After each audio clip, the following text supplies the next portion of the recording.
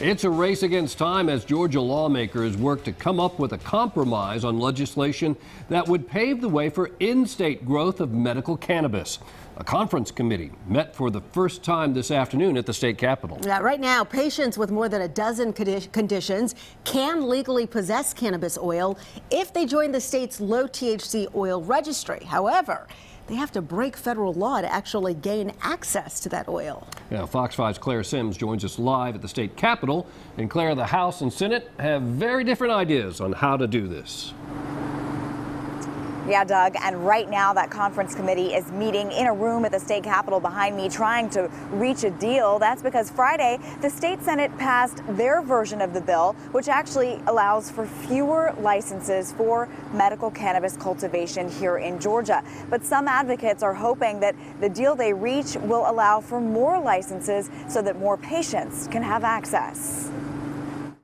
It's not a great bill, but it is a medical cannabis cultivation bill that has passed the Georgia State Senate for the first time ever, and for that we're grateful. Cautious optimism from parent advocates of medical cannabis oil in Georgia. Both the House and Senate approved legislation that would allow for in-state cultivation and distribution of low THC oil.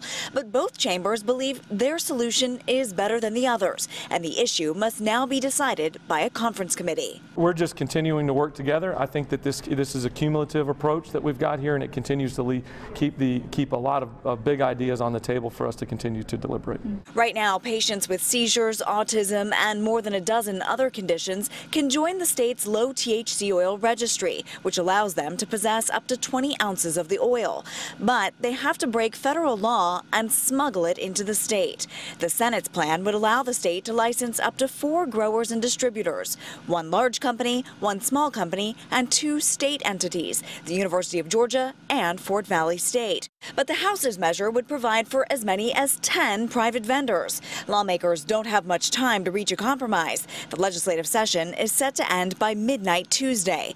But Dale Jackson, whose son Colin uses THC oil to treat symptoms of autism, says he remains hopeful for other families with autistic children. One thing I'm passionate about is all the other autism families in Georgia. I know their struggle, I know their stress, and currently right now, because it's illegal, they don't even know it exists. And so that's one of the things I'm looking forward to the most, is that when we can actually inform and educate other parents so they can get some relief.